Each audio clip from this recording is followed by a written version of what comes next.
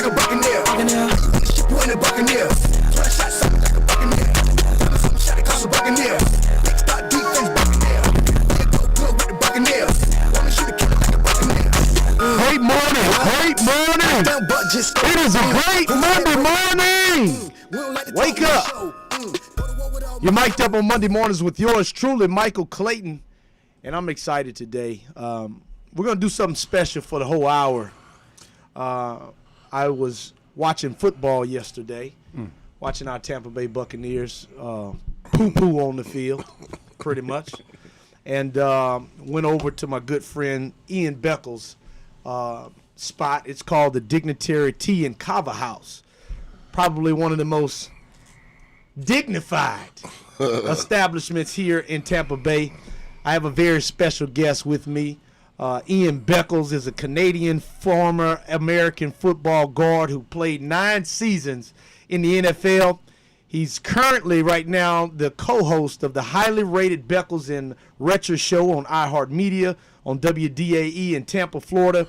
He hosts a podcast titled In the Trenches, where he goes over in-depth talk on football and what's going on in the NFL. You talk all things football, right? Yeah, mostly Buccaneers, though. Right. Yeah. All right, and like I mentioned just now, he has one of the most eclectic chill spots in the area called Dignitary Tea and Kava House. Please help me welcome Mr. Ian Beckles. Yeah. Well, I appreciate that introduction, young man. Yeah, man.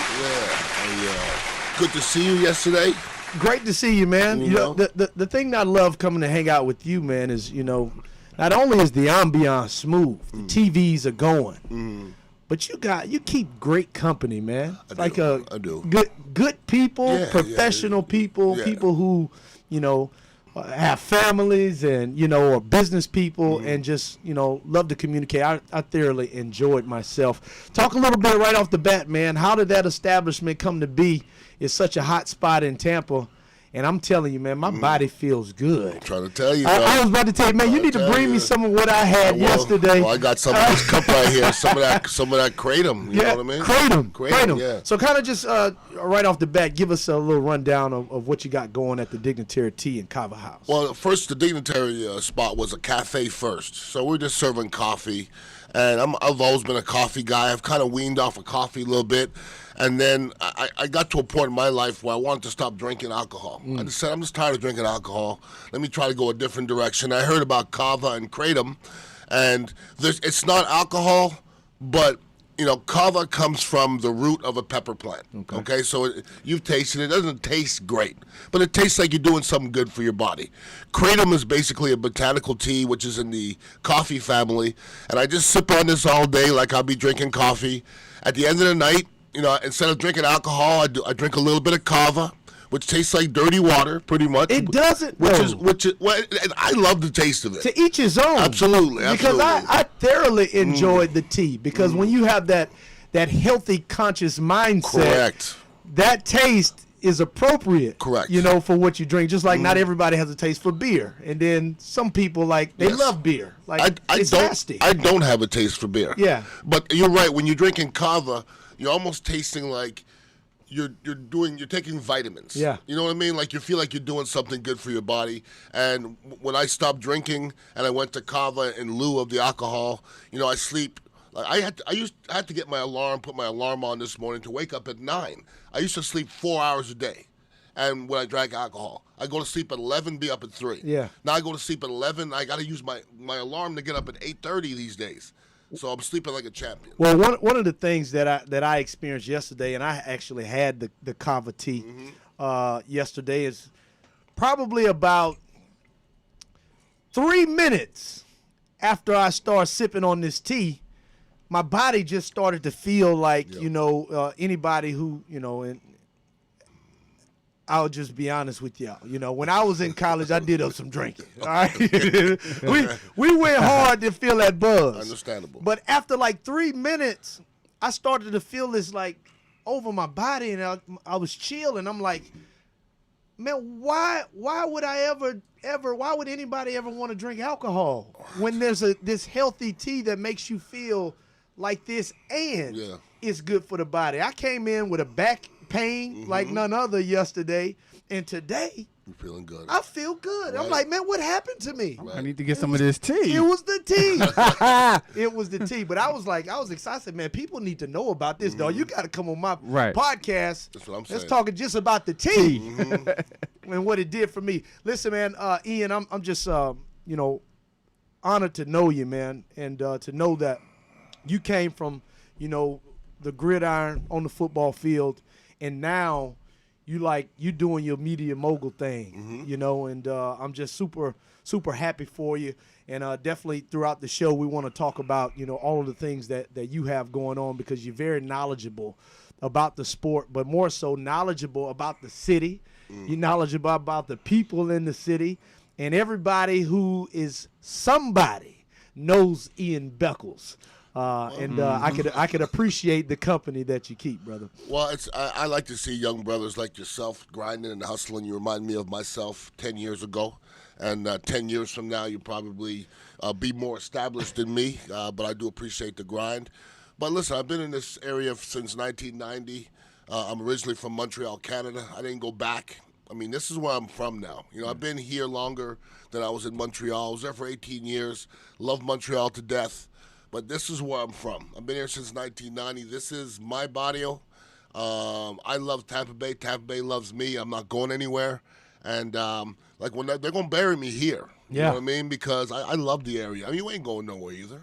I'm not. You ain't going anywhere. I mean, my hometown is Louisiana. You know what I mean? And every summer, every holiday, like AAU basketball tournaments, like this was our vacation, traveling to Tampa or traveling to Orlando to play AAU basketball. So it was all, enjoying the beaches and things like that. I was like, man, if I could ever, live in one of these areas, and then I was fortunate enough to get drafted to the Tampa Bay Buccaneers. Well, so were you in 1990. Yeah.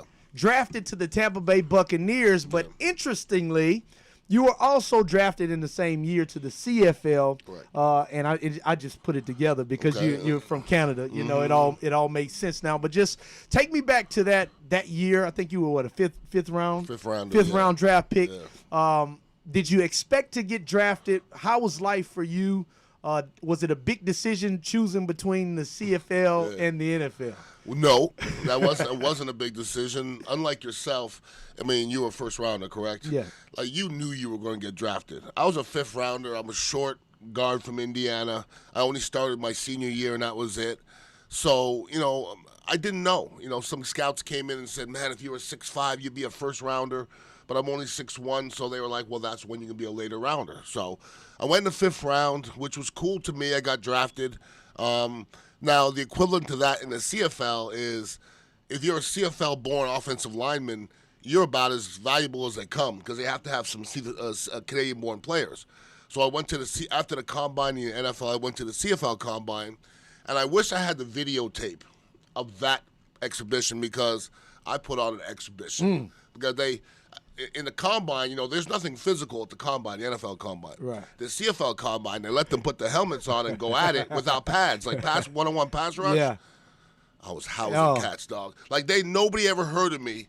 And then by the end of that workout, I was the second pick in the draft. Okay, so in the first round. Woo! So I was housing cats, no doubt. But the CFL, I wasn't making big money in the NFL back then. I made $90,000 my rookie year, but the CFL really couldn't even compete with that. So it was a no-brainer for me. Well, interestingly, you come in as a fifth round draft pick, but I know your background, and I think I read a stat where out of 126 games that you played, you started in upwards of 120 games. Okay, and so, to be a fifth-round draft pick, to be so-called undersized, to have a career, 9-year career, where you start 98% of the games that you played in, to me is nothing less than amazing, man. And do you still look at yourself like, man,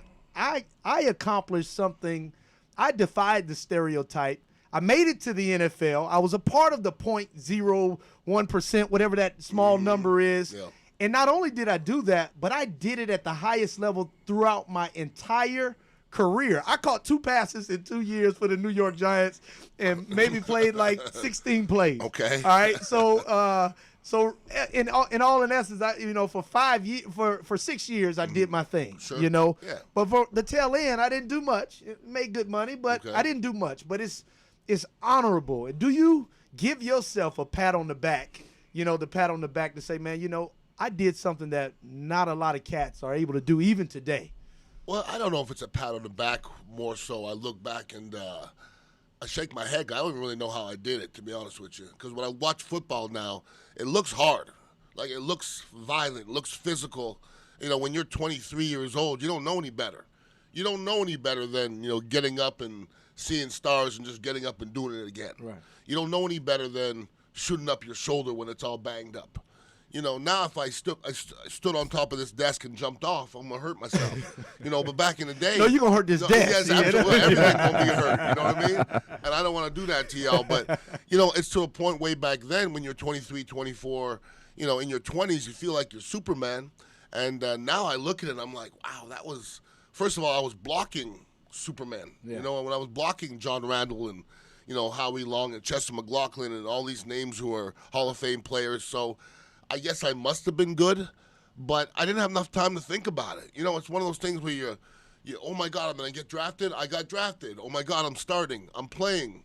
Oh my God, I'm playing against John Randall. There wasn't enough time to really think about all this stuff, and really it just kind of happened. Yeah. And now it's all over. You look back, you're like, damn, it was hard. While it was happening, it was hard for sure. So give me kind of the essence of the medium of football and where football has taken you, life after football. Then we're gonna close this out and go to segment 2. But I wanna understand, like, how do you put football in perspective, and how have you been able to build off of that platform? Well, I've always said if you take football out of my life, there's going to be a big void, okay? Because I played football since I was 7. I coached football when my son was playing football. I have my job right now. I'm talking about football. My job is talking about football. So if you take football out, there's going to be a big gap that we have to fill with something. I don't know what that would be, okay? So I love other things as well, but not quite like football. Like, I love cooking. I love eating, obviously. I love music. I love art. But I don't know if I'm suited for it like I'm suited for football. So I kind of knew that football was going to be my way out. And without football, I don't know if I would be in this beautiful, studio, talking to, Super Bowl champion Michael Clayton. So, football's brought me to where I am right now. And, from here on, I don't know if it's football still helping me catapult forward, but it doesn't hurt when people hear your name and they know of you and they know what you've accomplished. It kind of opens a lot of doors as well. So it's kind of the gift that keeps on giving. Well, we'll talk about a gift that keeps on giving. One of the things that I love about Ian Beckles, he just mentioned, is he loves to cook. And I love me some Ian Beckles grilling. And we're going to talk about that a little later. And one other thing I want to mention before we go to break is Ian is also a DJ. I'm talking, he got the whole setup, spin tables, speakers, lights, camera action, and all of that. And today, throughout the show, we're going to do something fun with him. I'm going to put him on the spot a little bit. So y'all stay tuned. You're mic'd up on Monday mornings with yours truly, Michael Clayton, and the one and only Ian Beckles. We'll be right back. Drink the Kool-Aid. Drink the Kool-Aid, because the GOAT's in Tampa Bay. And we playing in the Super Bowl. Buccaneer. One eye patch like a Buccaneer. How you on the ship, you ain't a Buccaneer. 12 shots on me like a Buccaneer. Diamonds on me shining cause a Buccaneer. Big stock defense Buccaneer. Feel go good with the Buccaneer. Want me shoot the cannon like a Buccaneer. Buccaneer. One eye patch like a Buccaneer. How you on the ship, you ain't a Buccaneer. 12 shots on me like a Buccaneer. Call Ricky. Ask Ricky. You need medical or a lawyer. I got the man to do the leg work for ya. We tried the other ones before, so believe we hunted down 813-248-6300. Everything gon' be okay. Call Ricky, he coming. He taking kids state of Florida. Grab a pen of sundown. 184-361-RICK. That's 184-361-425. Never word from the point forward, just recline. Just ask Ricky, plus your boy statewide. Just in case you missed it, I'ma tell you one more time. 184-361-RICK. Call Ricky. Ask Ricky is a legal medical referral service. The doctors and lawyers in our network are trained in handling auto injury claims and giving you the best medical treatment and recovery. Dial 1-844-361-RICK. That's 1-844-361-7425. Ricky. Ask Ricky. In Touch Radio. This is Joel Sylvain and Kevin Carr, and we're with Power Moves, where celebrities, athletes, key influential executives, influencers share how they make money, how they attract power, and how they earn respect. Come join us every Tuesday at 8 p.m. Power Moves On In Touch Radio. Too easy, baby. All year I've been telling y'all, drink the Kool-Aid. Drink the Kool-Aid, cause the GOAT's in Tampa Bay. And we playing Welcome in the back. Super Bowl. Welcome back. It's a great Monday morning. You're mic'd up on Monday morning with yours truly, Michael Clayton, and the one and only Ian Beckles. Ian, yesterday we went out to Washington, the Tampa Bay Buccaneers I'm talking about now, and we poo-pooed on the field. And before the season started, I went on air and I was like, from what I see on paper, for what we did last year, obviously the defense played great towards the tail end of the season. If we can build off that and come out on fire, this team's going to go undefeated. All right? I made the bold statement. All right? And now we sit, right now our record is what, 6-3? Correct. 6-3, not that far off the mark. I mean, you lose 3 games. We're still at the top of the list in the NFL in terms of win-loss category, and we still own the NFC South division in first place right now. But yesterday, I saw a few things that kind of bothered me. Okay. One, and I'm kind of reaching here. One was that look on Tom Brady's face. Every time it didn't go well for him and he walked off the field, it just felt like all of the energy was drained. And I kind of felt like if I was feeling like, oh, my God, is Tom Brady panicking?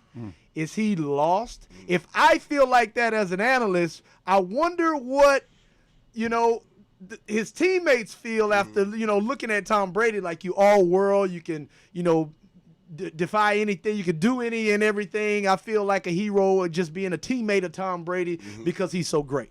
And then you look at this facial expression when he comes to the sideline like, man, it's like I don't know if he's going to figure it out. And there's 2 games in a row where Tom Brady hasn't played his best football. I haven't watched the all 22, which is the Eye in the Sky film that shows you everything that's going on yet. And when you watch the TV copy, being on radio, a few people called in and was like, well, Mike Evans was open, all of the time, and Tom Brady wasn't throwing him the ball. So kind of give me a synopsis about what you thought you saw and what you think that look may mean coming from Tom Brady. First of all, I would disagree saying they're not far off. 6-3 is a long way from undefeated. That's a long way. No, it ain't. Not if you win out. 6-3 is a long way from undefeated. It's a long way. We're only halfway through the season, so if you equate it to a whole season, it's like 6 losses. So you're far off. You were way off. No, because you got to look at the whole schedule, though. Okay. You got to look at the schedule and so put that in perspective. So they just lost to Washington. So can you show me somebody else on the schedule that can't lose to? Well, now things have changed. That's what I'm saying. So you lose to Washington. Okay, so now you're agreeing to me. You were way off. Well, at the beginning of the season, I said, listen, we'll go undefeated. In worst case scenario, we lose 3 games. So you're thinking to go undefeated the rest of the year? Would you bet your house on that? I would not. No way. I would not at all. And not after losing to Washington. That's what I'm saying. The look that you saw that Tom Brady had was the look of the locker room and the look of the organization at that time, because if you look at that game, I watched the whole entire game, the game was void of energy. Yeah. Where was the energy coming from? Explain to me, because where was our energy offensively? Who was bringing any energy? I saw no one. That's what I'm saying. Who was bringing our energy on defense? I saw no one. Sometimes Devin White. Devin White was everywhere. White was absolutely. Now I'm gonna say, normally I'd say who brought the energy? AB brought the energy. Gronk brought the energy. Fournette brought the energy. Brady brought the energy. Mike Evans. I mean, none of those guys. So that's a problem. Defensively, we're just not as good as we thought we were. If you think you're that good, you're gonna let a team drive 10 and something minutes and then score a touchdown at the end of the game? That ain't good. That ain't good. Nah, I mean, who's their quarterback again? Come on, man. Get out of here. Heineke. Yeah, come on, Taylor man. Heineke. Come on, A dog. beer. Come on, man. I say you got a beer for a quarterback. That's what I'm saying. All right, so kind of, let me put things in perspective, though. Yeah. So some people are very critical of the Bucks right now because of statements like me making, we're going to go undefeated, and then you lose a game and you feel like, oh, the sky is falling. But don't you put into perspective that the Bucks are playing fourth string DBs, fourth string, like guys off the streets come in and you're a starter, okay? You're playing third string wide receivers, okay, in the mix with, Mike Evans and Chris Godwin. Chris Godwin is a little banged up. Rob Gronkowski is out. Scotty Miller is out. Don't you kind of create some type of scenario like the reason why we're falling short of the expectation is because we don't have all of our starters out there, because I believe the game is very different if Antonio Brown is out there. I mean, that may be the case, but, since when has that really mattered before? You know what I mean? Like last year, we didn't say, well, we got lucky because we won the Super Bowl, we stayed healthy, okay? We're just not as lucky this year, but there's teams out there overcoming injuries, and it's just not an excuse. You know what I mean? Not like that, though. If a team has a starter that goes down and the second string guy comes in, I understand that. But not every team has the second string guy go down. The third string guy go down. Now you're playing fourth string guys. You're having to pull up guys like Richard Sherman off the street to play. He gets there on Tuesday. He's the starter on Sunday. Not every team in the league Understandable. is going through that. I don't think that's a good comparison. But now we're acting like Richard Sherman, is Darrelle Revis in his prime. We pull Richard Sherman off the couch. He was eating bonbons. And we put him on the field for 2 weeks, and God bless him. 3. And he saved our asses. But he's old-ass Richard Sherman. Yeah. So when he comes back, are we going to still be that great? Can he rush the passer? Can he rush the – because that quarterback was comfortable, dog. Okay, listen. We've seen the Super Bowl champion of Buccaneers. We see what it looks like. You're going to let that quarterback sit there comfortable at the end of the game? Since when? Come on, man. So this is why I want everybody to know. This is why I created the term, the big bad media, okay? In which I was the former president of the big bad media, but I stepped down and I uplifted my co-host Tom Krasnicki as the president. First of all, I don't know how y'all gonna be presidents of something that I created years ago. Wait a minute. I've been on the radio for 20 years. I'm not saying the While radio. While you were playing, I was on the radio. But I'm just saying the term, big bad media. That is the thing. Isn't that just the big bad because real? Well, yeah, it's being real. That's what you call it. Okay.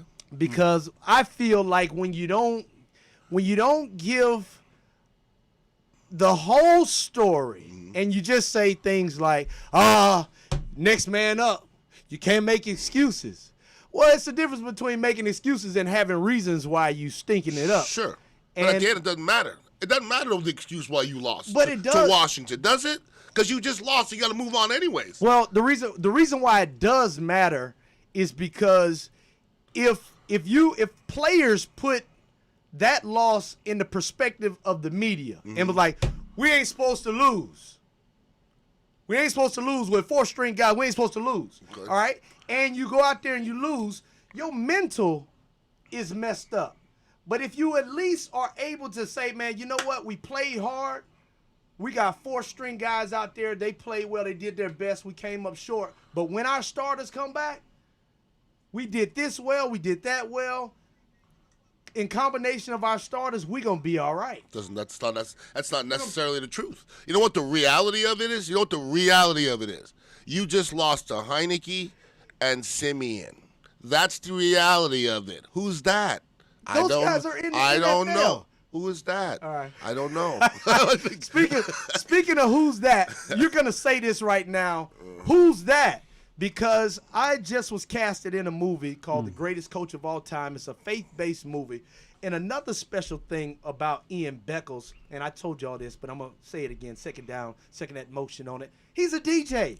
So I wanted to do something creative with Ian, throw some music at him, music that he's never heard before. Okay. Don't pass judgment like Heineke and Simeon. They're in the NFL, which means they're a part of that slim group that you made. You were great. That's why I say, if you don't give yourself a pat on the back, you dang sure ain't giving Simeon no credit. Right. They still good. But Eric B. and Rakim had a rap group, and so did Vanilla Ice. But I'm not putting them in the same category. See what I'm saying? Yeah. You know what I mean? Like Rakim and Vanilla Ice are really in the same category, kinda, but not really. Not really. Not really. Well, I don't know what category you're going to put my man in, but this is my artist. Okay. And I want to let you hear a track. We created a soundtrack song for the movie Greatest Coach of All Time. It's a faith-based football movie. Okay. Like to hear it go. Ian, I want to get your honest opinion. You tell me what you think. Let's hear it.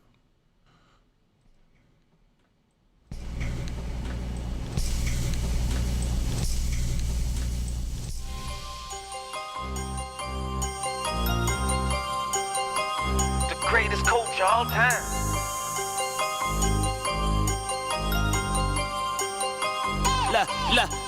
I took a while to get it right, was young and wasn't living right. Forgive me, Christ, I changed my ways, cause you the one that give me life. I'm sick and tired of sinning right, convicted, feeling penalized. Coach done put me in the game and now I'm feeling energized. Teach me right and let the Holy Spirit guide me every way. The playbook is the Bible that we study on and meditate. I leave my flock cause I was off and led astray. Now I'm all for better days and trying to get my family up in heaven gates. This just ain't no Sunday thing, it's every day. I mean, cause if it's 7 days a week, that mean it's 7 days we better praise. The haters hating, we gon' let them hate.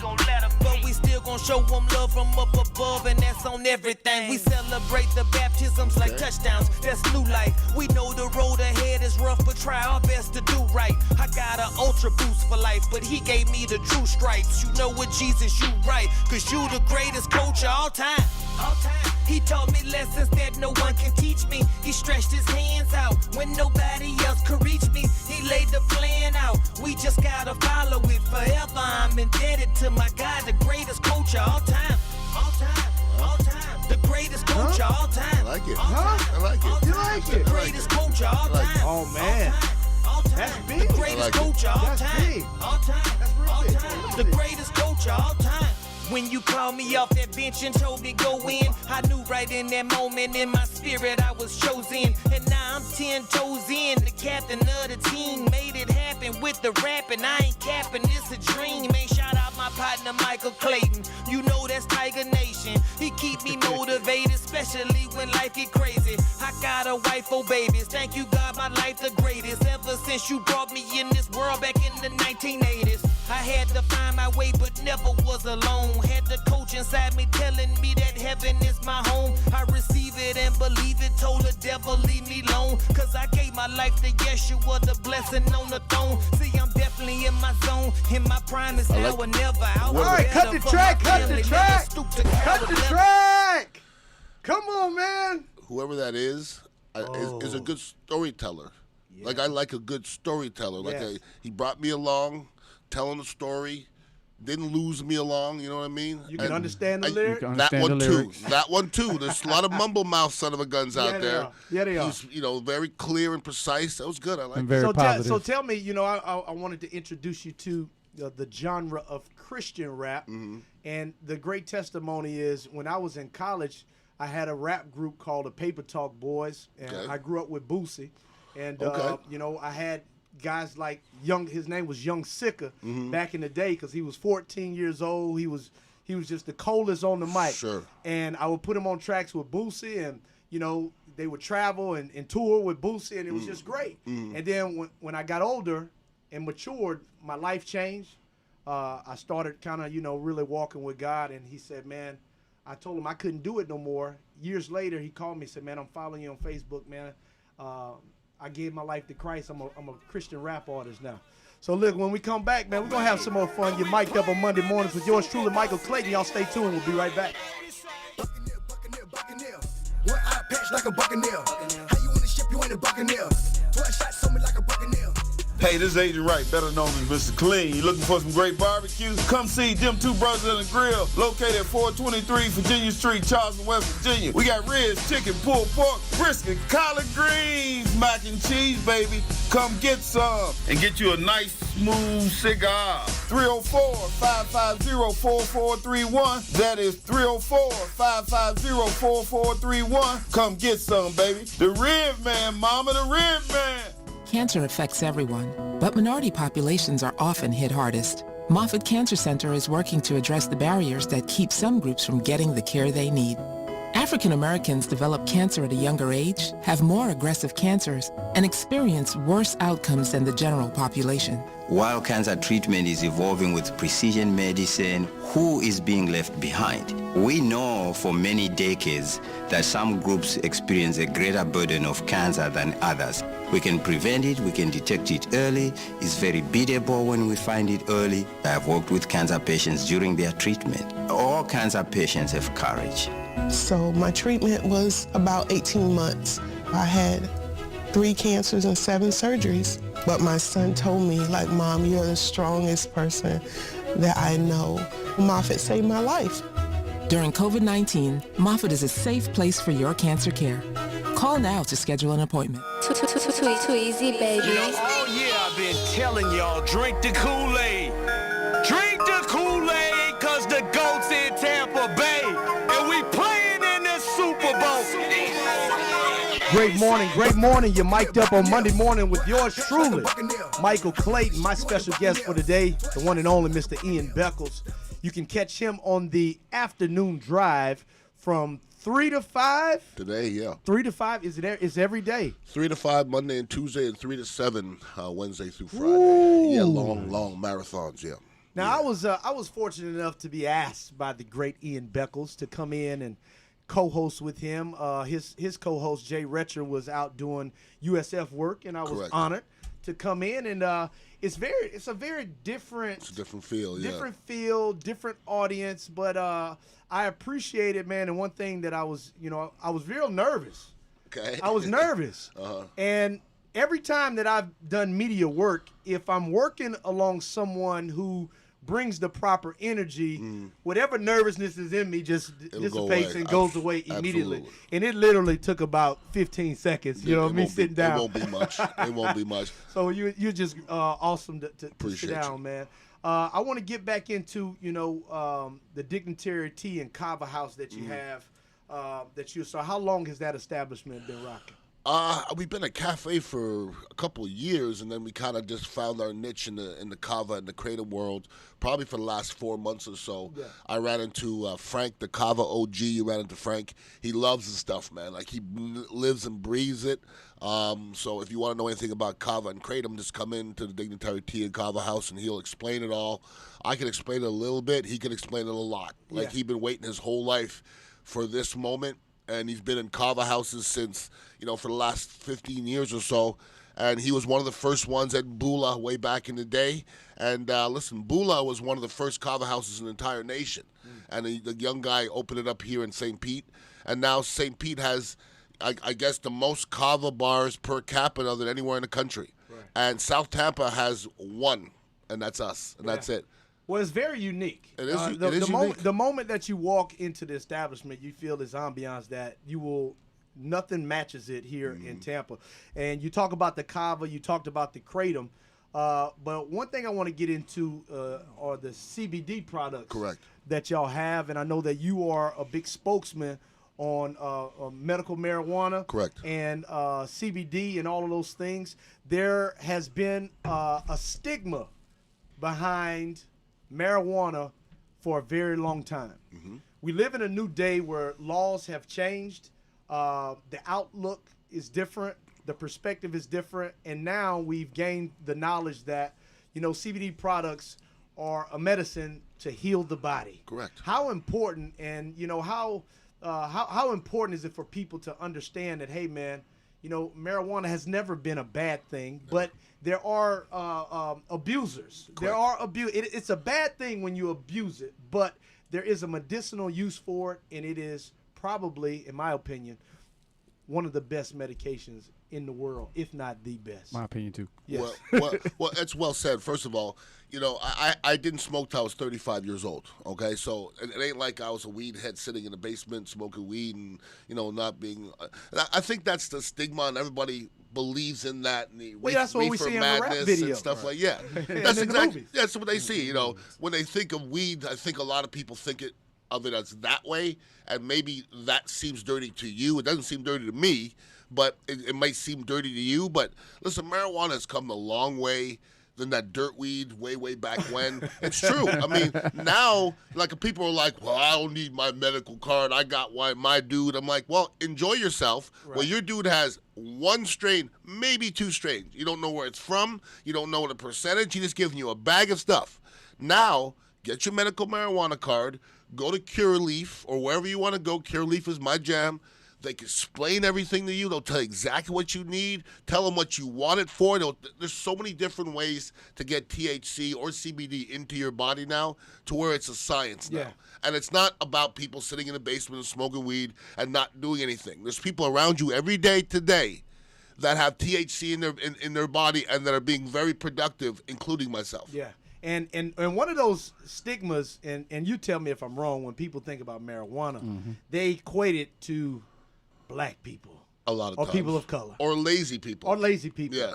But in the world that I live in now, they are executives who are smoking marijuana. Correct. White executives. Correct. Major white executives. And the reality is, they've been smoking for a long time. Correct. For a long time, just keeping it under wraps. So, what can we do? And I'm gonna be honest. See, Ian said he didn't smoke till he was 35 years old. A young kid from Louisiana. That's a different story. A whole different story. I'm telling y'all, transparency is important. Yes, it is to me. And so I was. Check this out, Ian. We were This is how bad we were. 14 years old, watching videos and all that, seeing what we saw on TV. This is how we were influenced. 14 years old, having the nerve to go grab a piece of loose leaf paper. And you roll a J with the loose leaf paper? Not even a J. You're going to laugh. Go into mama's cabinet and get the oregano. No, come on, man. With the loose leaf paper? With the loose leaf paper. All right, and we out there. Y'all was ghetto. We was ghetto.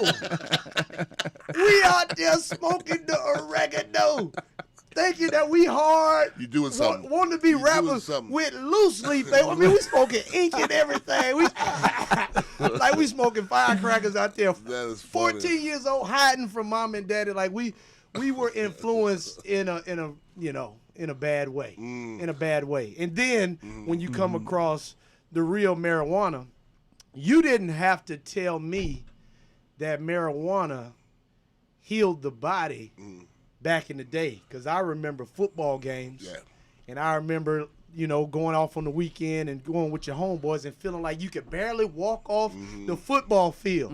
But after you hit that joint, you ready to buck in the club. And I say, man, when it all hit me years later, after my career was over with and all of the medical education came out about marijuana, I was like, well, you ain't had to tell me that. That's something I've always known. Why do you think that, the world has kind of kept this from the masses for so long? Other than money? It's money. It's just money. The government just figured out that we can't stop this anymore. And the government, listen, you know how much money's been made off of legalizing marijuana? Billions. Trillions. Billions and billions of dollars per state. Trillions. It doesn't make any darn sense for you to say, stop it, go get it illegally on the street, because that's what's going to happen anyways, okay? So to me, it's to a point now where when people are against it now, I will say, what are you against? Like, I don't understand what you're against. So the same people, like I heard this guy in a bar one time talking to his father, and the father slammed his hand on the bar and says, I'm not a weed head. I'm not a weed head. And then he goes, Dad, you're swallowing pills and drinking alcohol every day. It doesn't make sense. It's a stigma. It's something that you believe in, but it's not true. You know what's better than drinking and taking pills? Marijuana. It's a fact. It's a fact. Go read on it. I've never heard anyone overdose. No, zero deaths, zero overdoses. It used to be legal. Sure, It used sure to be legal, then they made it illegal. Well, you can mistreat anything. Anything. You can mistreat coffee. You can mistreat fast food. Same with Kava and Kratom. I have people say to me, well, you know you can get addicted to it. I go, we're addicted to everything that we have. Right. We're addicted to everything. Right. Come on, we're not going to. If you are sensible, you can take anything. Okay? But like, there's things that are bad for you. Xanax is bad for you. Pills are bad for you. Kratom and Kava aren't bad for you if you take it the right way. Right. And marijuana is the same thing. Right, and that's everything. You know, the only bad thing about drugs is when they are abused. Correct. And that's when. But that's anything. that's Even anything. alcohol. If you have a drink a night, that's beneficial. But we know, we ain't no one drink type cats. That's right. So, when you're drinking a couple bottles, not so beneficial. One drink, beneficial. That's it. That's it. All right, Ian, I got something else for you, man. I told you that I was casted in a movie, Greatest Coach of All Time. And in the movie, my character plays this, mean guy. I'm the nemesis. You're the mean guy? I'm the mean guy. Really? I'm the bad guy in the movie, man. And the opposite of the character who's opposite of me, he's the good guy. Okay. And they're trying to get me to build a relationship with God. And there's a scene where it finally hits me that God has been speaking to me and he's trying to reach me, and I have to break down and cry. Okay. All right? I break down and cry. And I have a moment. Are you going to play that for us? Huh? Are you going to play it? What? I would love to hear that. But we could play if you had the clip. Yeah, if I had the clip, I would play that. But you got to wait for the clip. But what I'm saying is, what I want you to put in perspective is this track over that scene. Okay. Over that scene. And I want you to tell me where this song takes you. It's called Don't Let the World Conquer You. Okay. And where it takes me? Where it takes you. Okay. I want because I'm very interested, because when you have movies, a lot of times it's the soundtracks that gives it the juice and the meat to the film. And so when we were creating this music, that's what we were thinking about. Okay. And because you are one of the baddest DJs here in Tampa Bay. Nope. I am not. I just DJ. But listen, I've been DJing for 3 years. I love his honesty, though. Okay, no, but there's a lot of DJs. First of all, I'm not better than any of the DJs. I love to DJ. I love the music. But listen, I am not DJ Don Pablo. I'm not DJ Sandman. Those guys, So what's the difference? What they scratch? What makes them better DJ? Like you love music. You know how to play music that people love. You're a good DJ. But that's just like a high school player saying, he's comparing himself to LeBron James or something. You know what I mean? It's like, it's that level. Well, I got taught by a DJ. They've been DJing for 15, 20 years. Experience. I got you. That's all it is. Well, let me say. Well, his DJ equipment is awesome. Okay. It's great. I'll take that. He has some of the best DJ equipment here in Tampa, and he knows how to operate it. So there you go. Listen to this track, Okay. man. We'll let them hear a little bit of this, and let me know where it takes you. All right.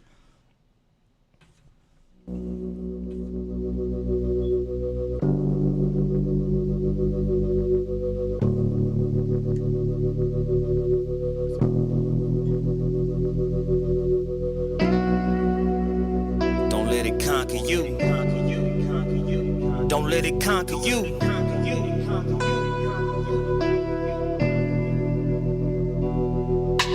See, life is real and it's a lot that come with that. But Christ is real, that's why I put my faith in that. Depression is real, aggression is real. The life lessons we deal with got us stressing for real. I can't tell you how to feel, cause we all feel different. Just try to do the best to love on all God's children. My partner got a drug problem, can't seem to shake it. I tell him stick your chest out, keep praying, and face it, I done been through it. I know that feeling when it's calling, you feel like it's taking all of you to break it. But brother, we right here for you.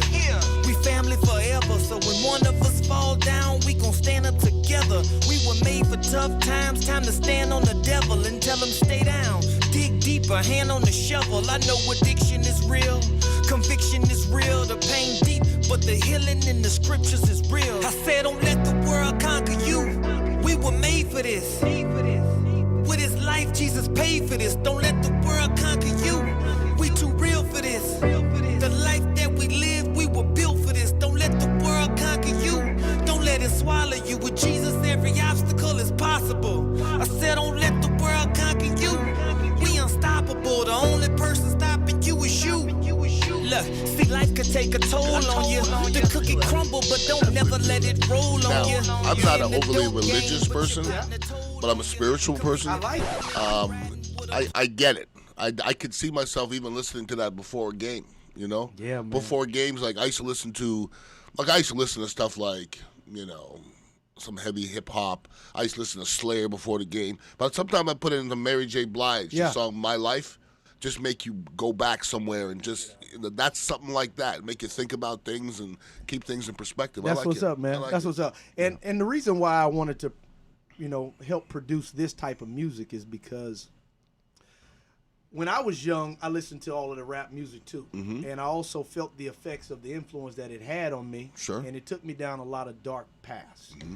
And I realized that all I wanted to do was just feel the music. And that wanting to feel the music is built inside of you. But what you put in your body, you soon become. And so I wanted to make the conscious decision to start putting healthy music into my body that gives good messaging. And I felt it impact my life in a major way. And I was able to bring people along and, you know, just to get your opinion on that, man, makes me feel special that we're making a difference in the world. Take you back. Sounds good. All right, we got one more segment. Y'all stay tuned. You're mic'd up on Monday mornings with yours truly, Michael Clayton. That number's on your screen, 813-444-9588. If you want to call up and have a question for Ian Beckles or myself, now's the time. Y'all stay tuned. We'll be right back.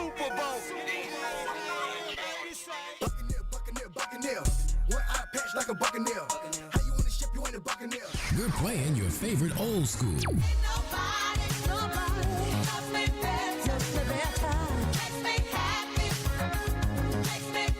Today's R&B.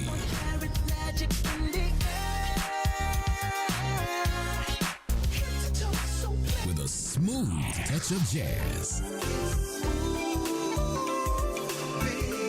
You're listening to In Touch Radio. Hi, this is Angela Birdsong, and during the week, I'm affectionately known as the Medicare lady. Do not try to navigate Medicare without me. Please call me at 813-476-4837. I also do life insurance, and I will help people who are Medicare, Medicaid. Once again, 813-476-4837. 4837. All you sports fans, tune in every Monday morning to listen to Mic'd Up Mondays with Michael Clayton. You don't want to miss this. On In Touch Radio. Too easy, baby. You know, all year I've been telling y'all, drink the Kool-Aid. Drink the Kool-Aid, cause the GOAT's in Tampa Bay. And we playing in the Super Bowl. Welcome back. We're in the final segment of Mic'd Up Mondays with yours truly, Michael Clayton. My special guest today, if you're just tuning in, is the great Ian Beckles, former Tampa Bay Buccaneer, and now a current, what do you call it, afternoon drive time? Radio host. Radio host on WDAE. If you're in the area and you love sports, there's only one place to listen to, and especially during the day, and that's the Ian Beckles and Jay Retcher show. So, Ian, you got the Dignitary Tea in Kava House. You have your podcast, In the Trenches. Mm-hmm. You got hosting on iHeart. You got a lot of things. What else? Is you got this voice where I want to put you in a movie, man. I was like, man, I got a role for you, dog. Man, let's do it. You know, I'm a bad guy, though. I got to be a bad guy. I don't want to be a good guy. Yeah, I walked in Ian's spot yesterday and I kind of put my hand on his shoulder. He bared up. He was like, dog, don't be touching me. I said, listen, Ian. Hey, I go hard too now. I don't care how big you are. I ain't scared of you now. Right. But I appreciate that too. I appreciate that. What? No, that's important to me though, because you know, we were talking about Warren Sapp back in the day, and I said, listen, this is the way Warren Sapp is. He's going to chin check you, and if you pass the test, you're okay. Yeah. If you fail the test, you're not okay. You're not okay. You're going to be the target. But I like to hang with people that I know if things go down, they step forward and not backwards. That's it, baby. Period. That's it. When you're from Louisiana, you ain't got no choice. Right? I'm telling you that. But what else, man? What else do you have going? Are there anything? Are you getting more involved in the CBD world? Do you have opportunities in that? And kind of, I also want you to talk about, you do a lot of endorsements. Correct. I want you to kind of give your endorsement people a little love as well. I appreciate that. First of all, the Dignitary Tea and Kava House is where a lot of my energy goes. But I'm also doing some events this Saturday, actually. Saturday and Sunday is going to be the Sunshine State Cannabis Festival, which is going on at the Florida Strawberry Festival. It's $5 in advance. You get your tickets at sunfest420.com, or you can call my boy at 610-297 6939, and it's just it's gonna be live music, food trucks, vendors, games, local artists. It's like $5 to get in. So my people from Dr. Brown CBD, they're gonna be a big part of that. And other than that, like on the station, Dr. Locks, I was talking to you about Dr. Locks stem cell therapy. He's a big sponsor of mine and done great things for my body. I really think you should call him. I do. Because you're talking about doing cutting yourself, man. Don't do it until you have to. I met Dr. Locks last year at a boxing event, and got a chance to talk to him, and just a great guy. Interesting dude. Very interesting. Interesting dude. Very interesting, but he's passionate about sports players here in the area because he knows, a lot of people go on to Dr. Locks to gain information. My first surgery was with Dr. Andrews, the great Dr. Andrews, the world-renowned Dr. Andrews. Calling Dr. Locks and trying to pick his brain on should some tell things, you man. something. Should tell you something a whole lot, man. Derek Brooks went to Dr. Locks. Derek Brooks has never had a surgery. Can you imagine that? How the hell Derek Brooks has never had a surgery? Wow.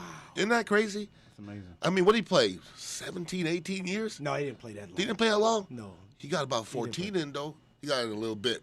13 or 14. That's still he didn't play. Rondé was like, Rondé just kept an Energizer bunny, just kept going and going and going and going, putting up years after years. Yeah, but like all of them, at the end, it's never pretty at the end. It ain't pretty. Derek wasn't pretty at the end. Rondé wasn't pretty at the end. It wasn't pretty at the end. Yeah. It wasn't pretty. It wasn't pretty, no. It wasn't. It wasn't. It never is. Well, it never is. Those guys were like, they could hit that switch, though.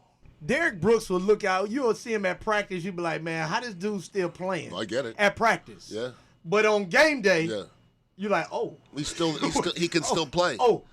Yeah. I didn't see that all week. Like, I saw knee braces and, Band-Aid, all kind of stuff. And, man, this dude is a monster. And that's why he's wearing a gold jacket. Yeah, we were talking about Mark Schlereth yesterday, who was broadcasting the Bucks game. I was with him in the Denver Broncos locker room. 30 knee surgeries. Walking around with a weight belt because his back is so jacked up. And I go, why are you still playing, man? Yeah. This is what I do. This is what I do. And he knew at the end he was going to need knee replacement surgery. So he just like, it's what I do, man. Is it, for a lot of young people who might come across this podcast, is it worth it? We know now the things that we are going to experience years after we finish playing. It's inevitable. It's going to happen. You're going to have brain loss. Mm-hmm. That's why the rules have changed in football. Unfortunately, for those who came up in the 70s, in 60s, 70s, and 80s, like your trauma is already going to take place. Correct. We played the game of football at a different level.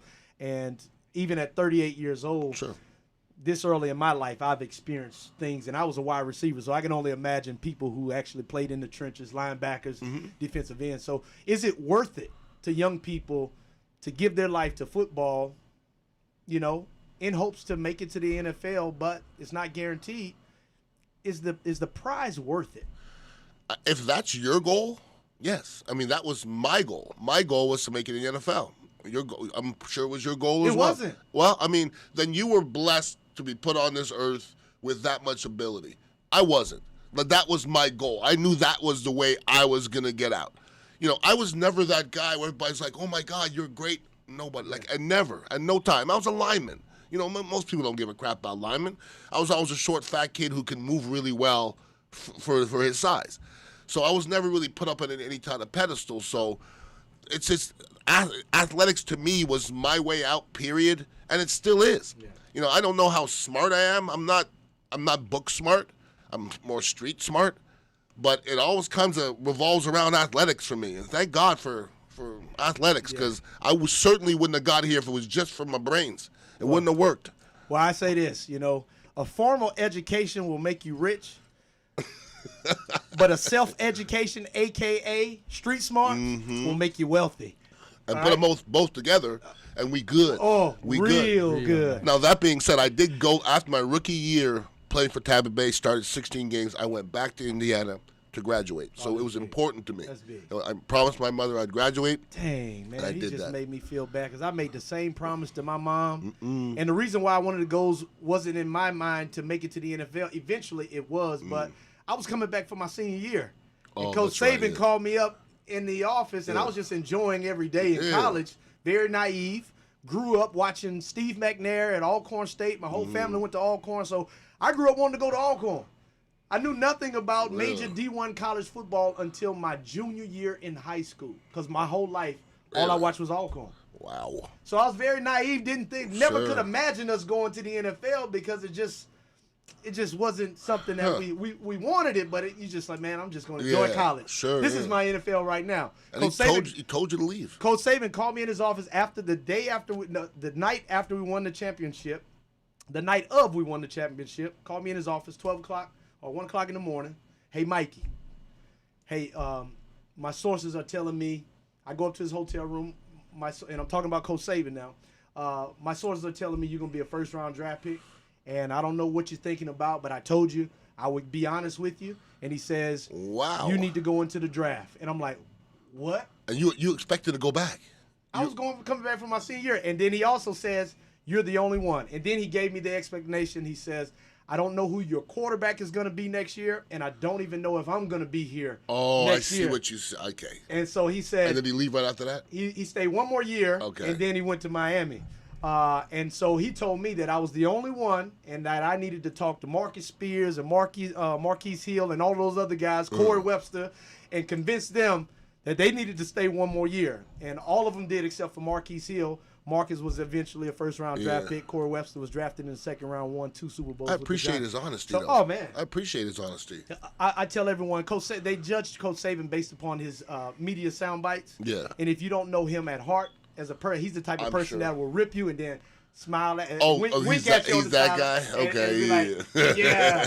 So you know Coach Saban loves his player. If you know him, you know he loves you more as a person than he did as a player, and that's why a lot of the things that he taught me, I still live by today. All right, man, as we close out, man, give me your final assessment on the Bucks. Oh, boy. We got to finish out a season. Hopefully we finish it strong, but what do you see from the Tampa Bay Buccaneers as we close out the season? Well, I see a team that needs to get better in a lot of different aspects of the game. I mean, before this game, I was saying I don't see a Super Bowl champion defense, and I still don't. We're going to be playing against a lot tougher teams going forward. So I would ask you, what are we doing well? Are we running the football well? No. I mean, are receivers getting after them? I mean, are we throwing the ball well? We're not doing a whole lot of things well. Most times we are throwing it well. Most of the times. But the last couple of games, those are games you have to win if you think that you're going to go out and make some noise in the playoffs. So I'm reserve, panic to this point, but I'm on the cusp of panicking. Yeah. Well, the one thing that I believe is that when you are the best in the world, which we are defending world champions, everybody brings you their best. Mm-hmm. And on top of that, people game plan in the offseason to stop you. Correct. If they can beat you, then That's they a fact. feel like they have an opportunity to be the best in the world. So moving forward, we have the athletes, we have the talent.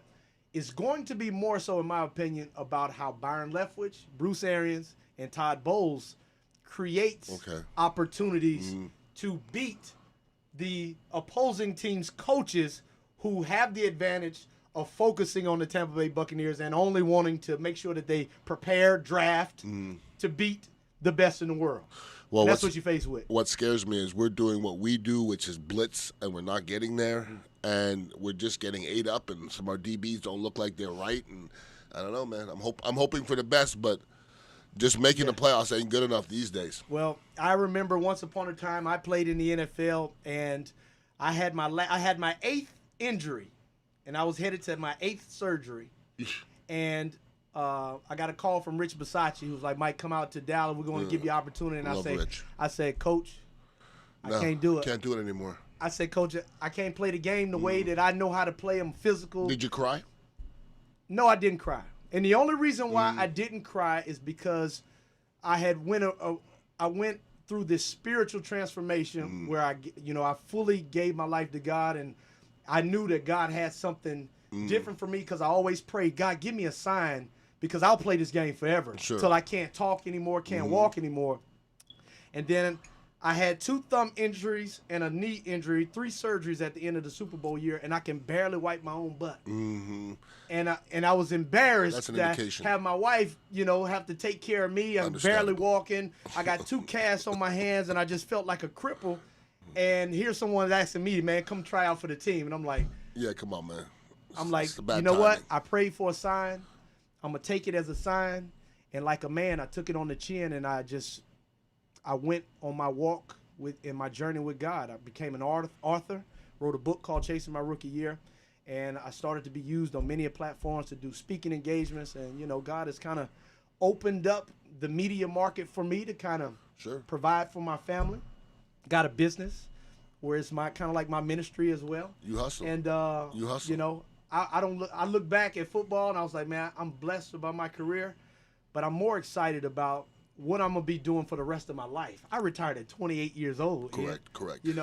So it was, a good transformation for me. Listen, I played 9 years in the league. I've had a successful show for 18 to 20 years. But I've always said I still want to accomplish something that I'm known for between now and when I leave. I still don't know what I want to put on my tombstone. Yeah. Like I don't want to play 9 years in the NFL on my tombstone. Like that's not that important. Right.